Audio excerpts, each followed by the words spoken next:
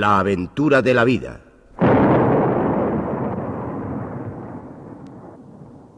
Un programa de Radio Nacional de España con guión, dirección y presentación de Félix Rodríguez de la Fuente.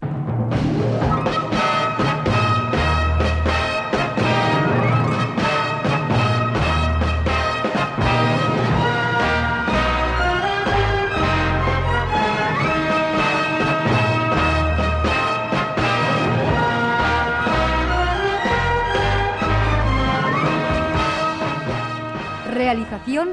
Herminio Verdú.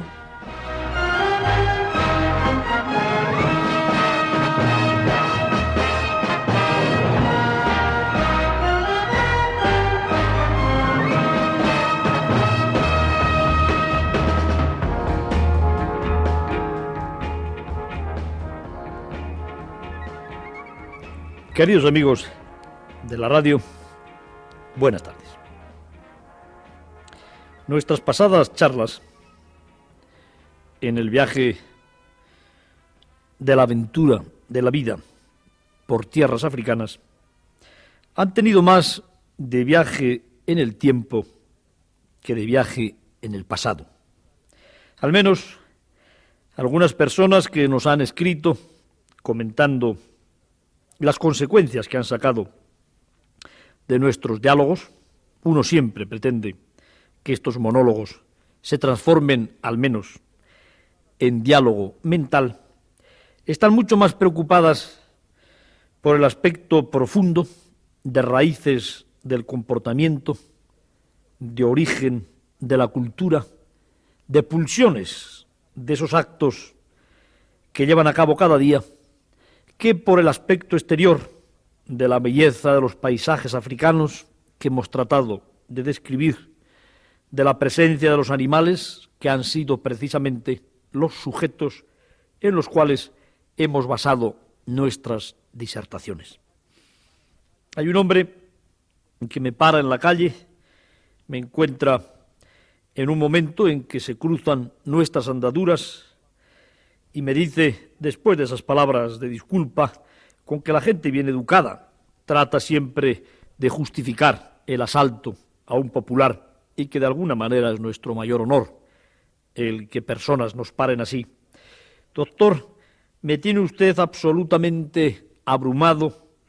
me tiene usted absolutamente inhibido bajo el rostro tremendo de esfinge,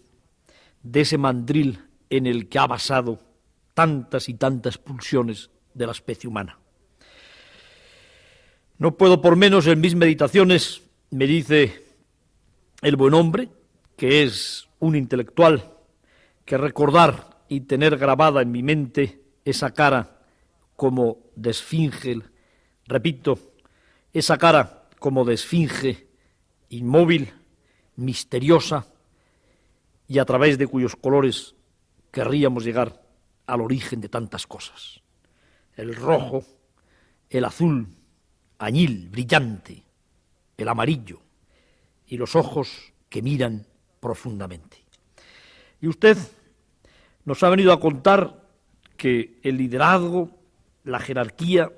en una tribu de primates terrestres tiene manifestaciones no solamente de comportamiento, en las cuales ha llegado a basar incluso una pulsión religiosa en los primates, una especie de sublimación en el primate humano del alfa,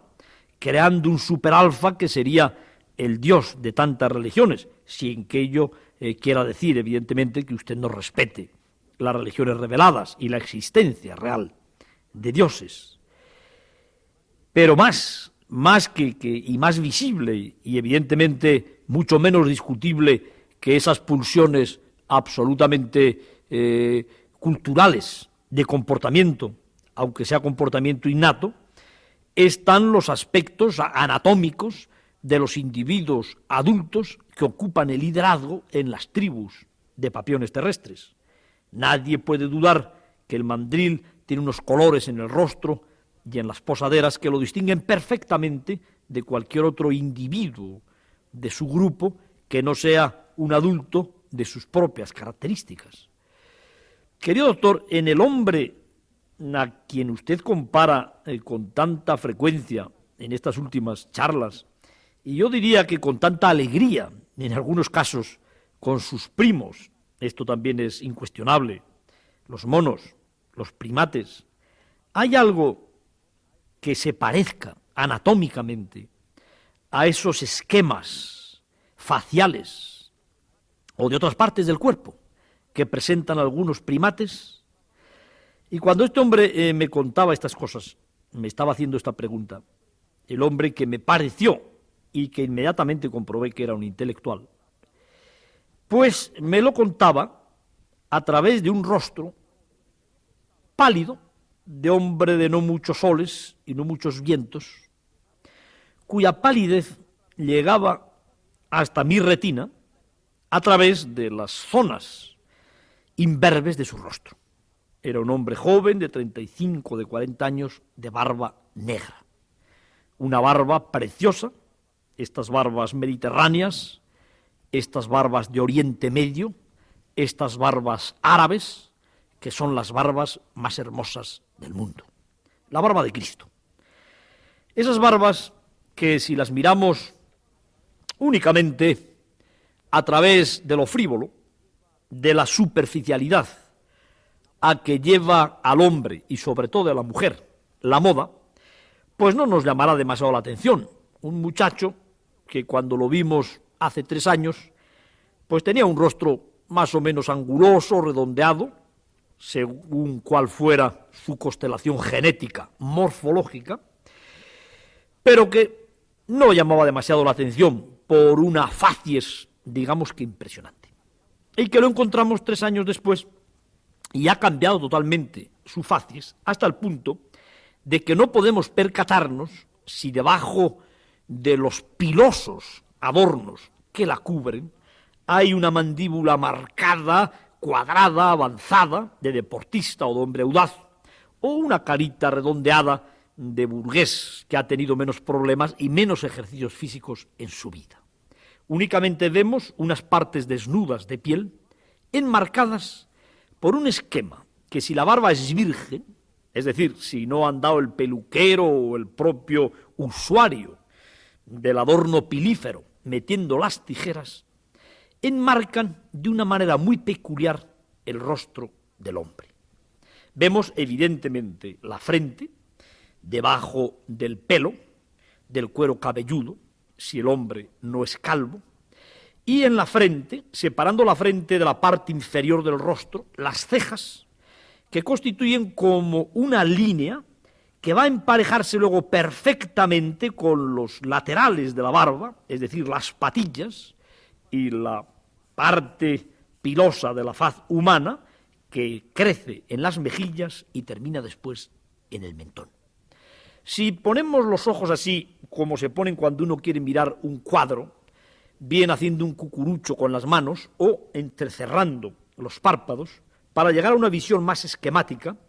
a una visión menos pormenorizada, nos daremos cuenta enseguida de que no solamente en el rostro del mandril hay una superposición y una esquematización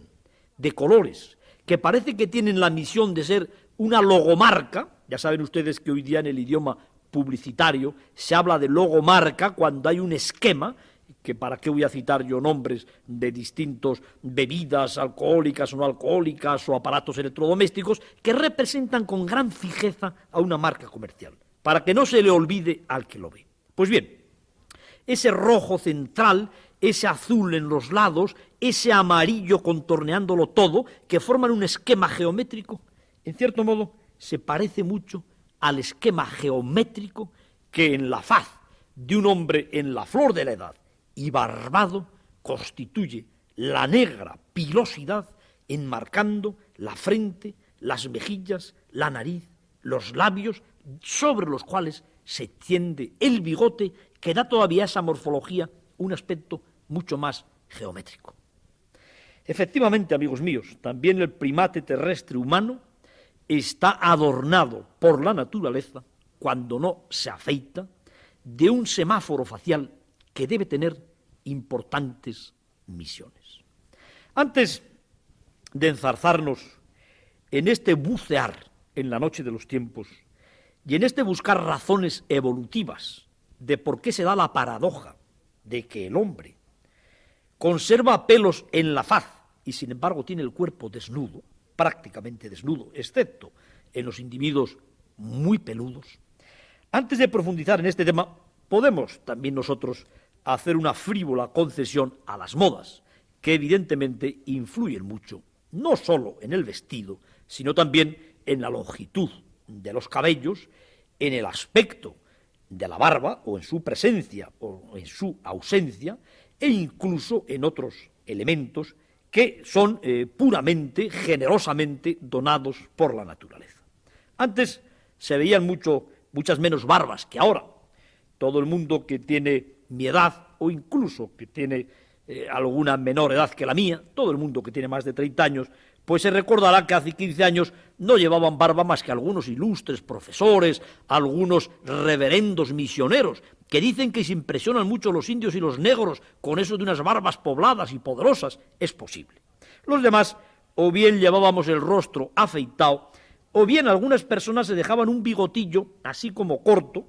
que en muchos casos, cuando llegaba a tener un aspecto plateado o grisáceo por aquello del entrecano, daba las facies que podríamos considerar como de moda en los medios oficiales. Hay una cara que a mí no se me olvidará nunca y que yo considero como la cara del gobernador civil de los años 50,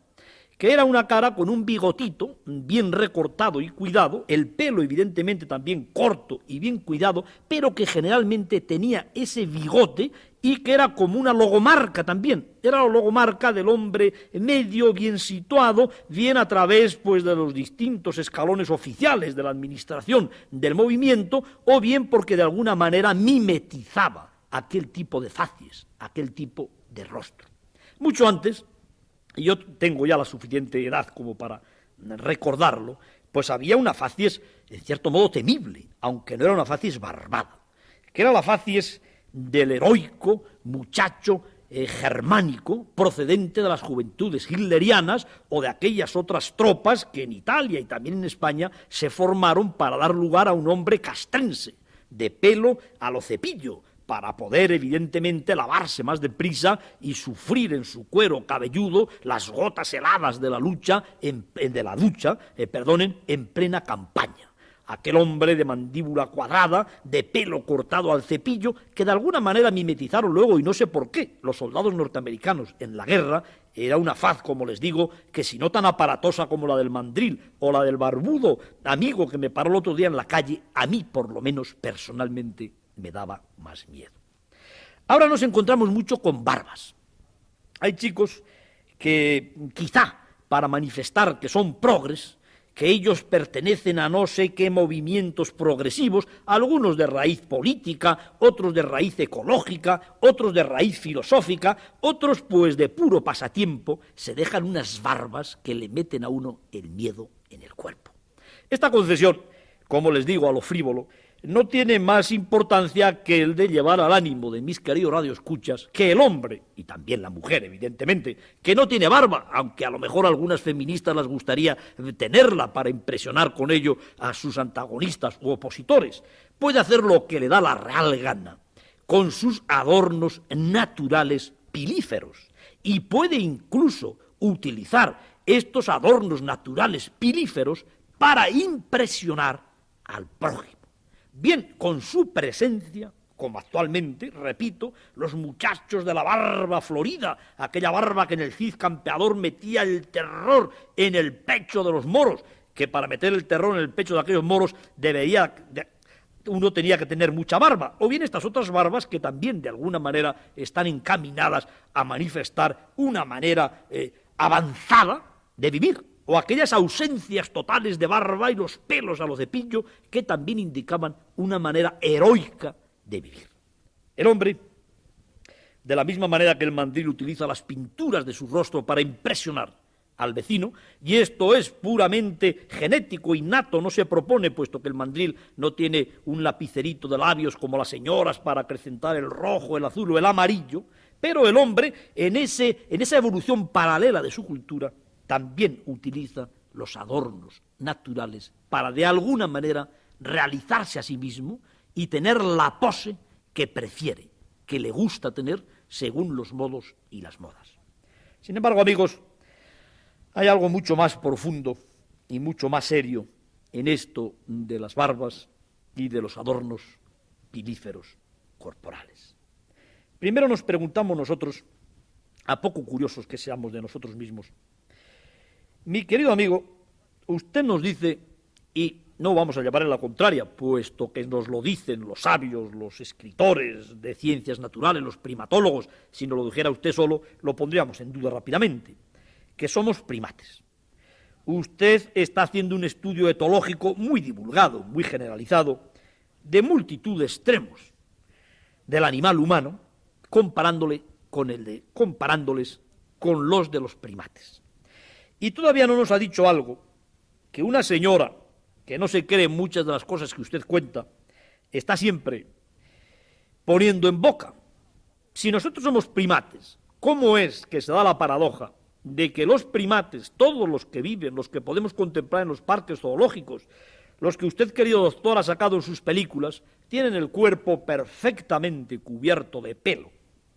Están vestidos, por así decirlo, con unas pelambres apretadas y de diversos colores, incluso sus famosos papiones, mandriles y chimpancés, mientras que tienen la cara desnuda, la cara de los monos,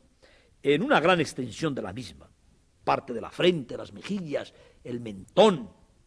los labios, la superficie que hay entre la nariz y los labios que está ocupada en el hombre por el bigote, es prácticamente lampiña. Mientras que en esta extraña criatura, Homo sapiens, que algunos dicen que no tiene que ver nada con los primates, que la trajeron unos señores en unas cápsulas espaciales preciosas hace 30.000 años y la dejaron aquí, a esta especie. ¿Cómo es que esta especie tiene el pelo precisamente en la cara y no lo tiene en el cuerpo? Aquí estaría la raíz, amigos míos, de uno de los más bonitos e impresionantes hechos evolutivos. Y al mismo tiempo, de uno de los hechos evolutivos más preocupantes. ¿Cuáles son las razones que los teóricos de la evolución de los primates han manejado para explicarse la pérdida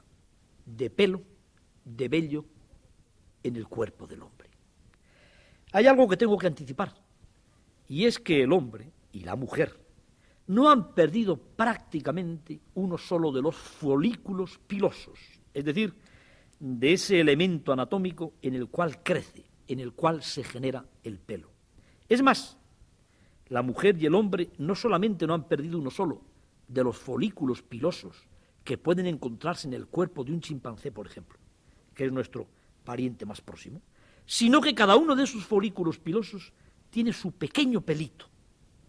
esa tez de melocotón que tanto adoramos en las doncellas, ese contraluz de un cuerpo femenino o masculino que deja transparentar esos pelillos finísimos que dan a la epidermis humana, por otra parte, su contextura, su bendita contextura suave, no son ni más ni menos que esos pelillos que,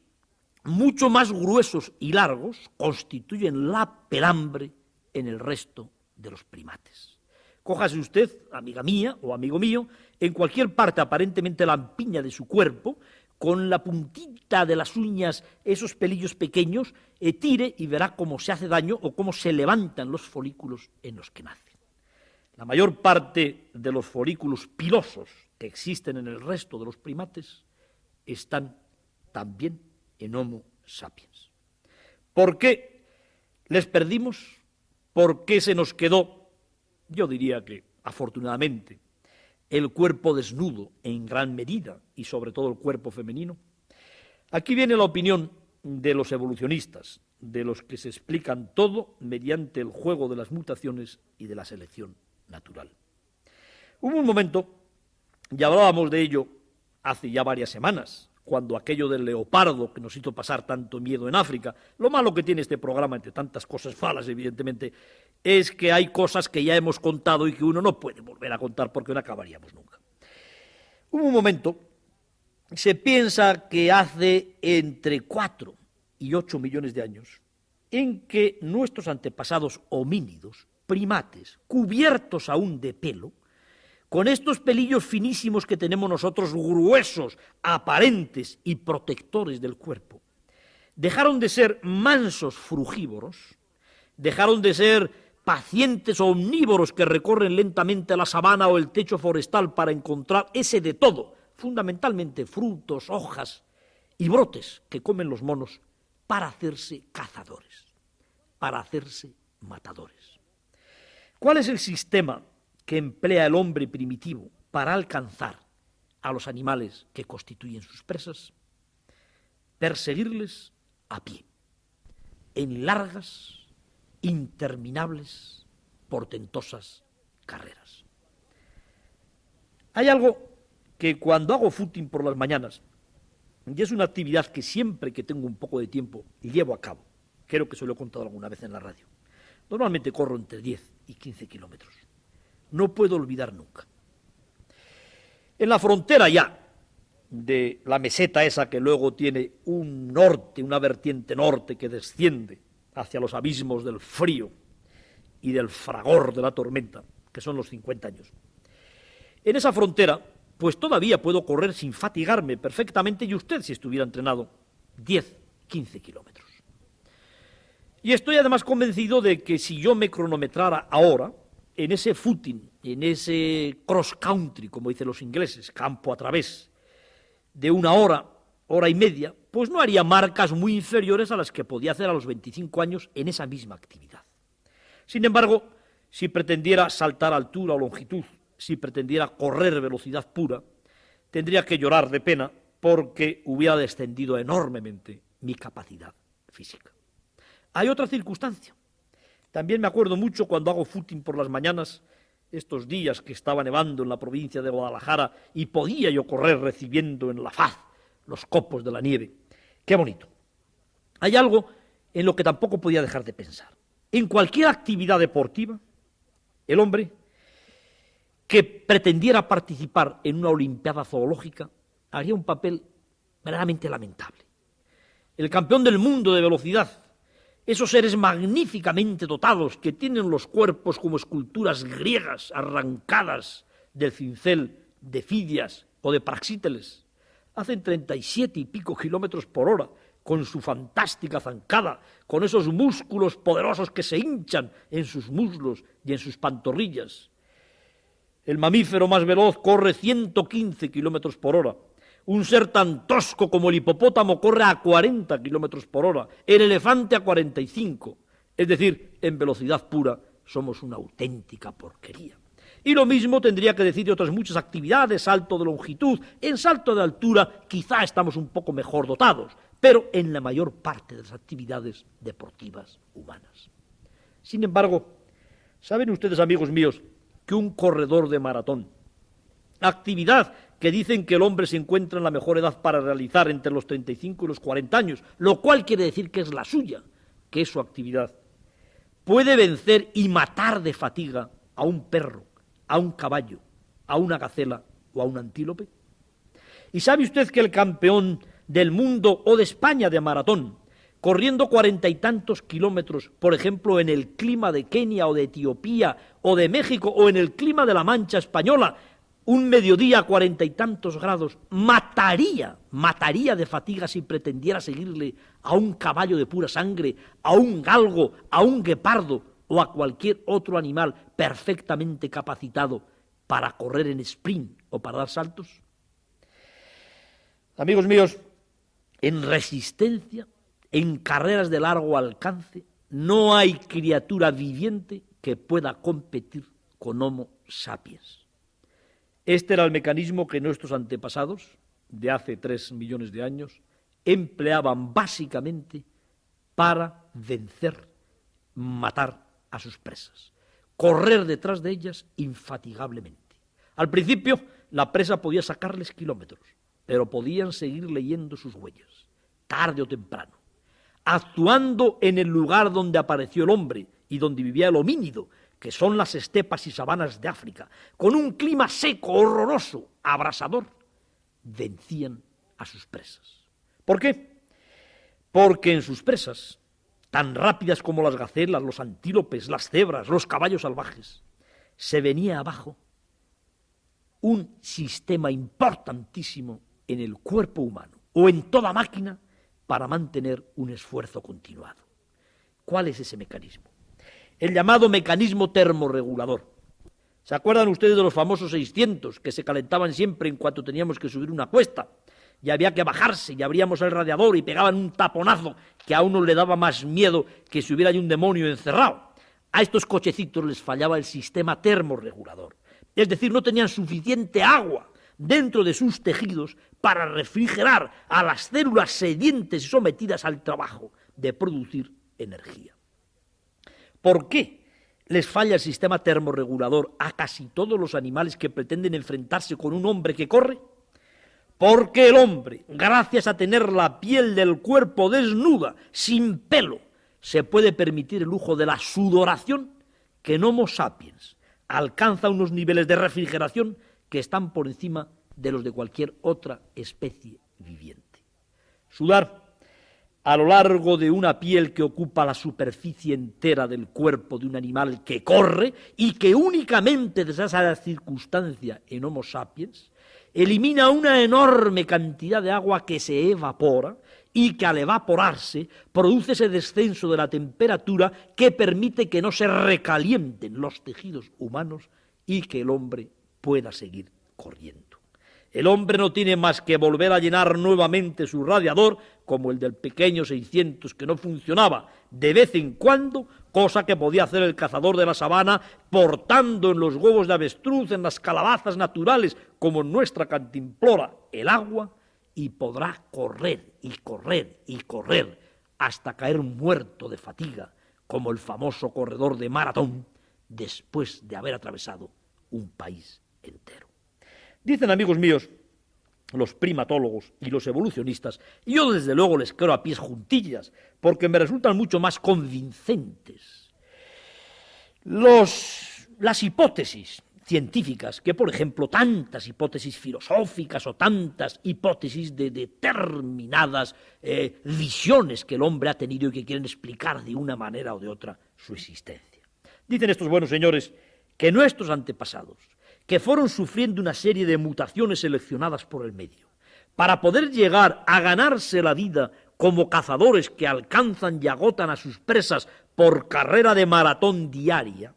fueron perdiendo paulatinamente el pelo del cuerpo para poder sudar a raudales, sin ningún tipo de impedimento entre el sol, que evapora el agua que se suda por nuestras glándulas sudorípadas, perdonen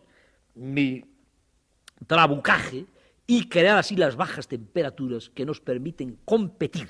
en largas carreras, en carreras de largo alcance, con cualquier animal. Y aquí les llevo yo. Era importante, evidentemente, para antepasados nuestros, que la única manera que tenían de sobrevivir era alcanzar la carne suya de cada día mediante largas carreras, el tener un radiador mejor que el del SEA 600 famosos que se nos calentaba y que nos dejaba tirados en la carretera. Esto lo consiguieron en cientos de miles de años de evolución que les privó del pelo que cubría su cuerpo desde la frente, desde la raíz del cuero cabelludo hasta la punta de los dedos de los pies. Pero cuando estos señores, para los que era tan importante no tener pelo, conservaron únicamente el pelo de la faz, es más, no solamente lo conservaron, sino que nació pelo donde no lo había, puesto que los primates parientes nuestros no tienen esa barba poblada de mi amigo, el que me encontró el otro día en la calle. Muy importante debería ser la barba para que la evolución de las especies, ese imperativo ineludible por el que hemos pasado, querámoslo o no todos los que estamos aquí, la selección natural, no solamente nos perdonara el pelo de la carita, de la barba, sino que además lo acrecentara. Querido doctor, qué importante ha debido de ser para nuestros antepasados el tener barba. ¿Y qué misión tiene la barba? ¿Lo sabes tú, muchacho barbado, barbiflorido, que vas por la calle exhibiendo con orgullo esa negra maraña de pelo para parecer progre? ¿Lo sabe usted, querido padre misionero, a que encontré en la selva de Venezuela con una barba que cubría, yo diría que pudorosamente, su barriguita de cincuentón? Esto se lo pretendo explicar si son tan amables de conectar Radio Nacional de España, La Aventura de la Vida, el próximo día.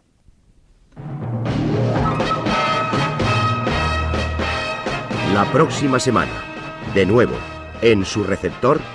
La Aventura de la Vida.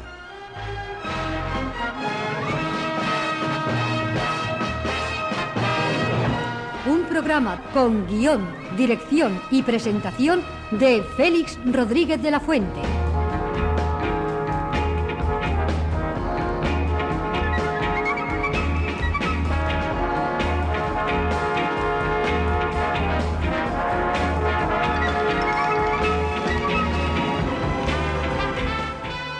Montaje musical, Eugenio Borrego.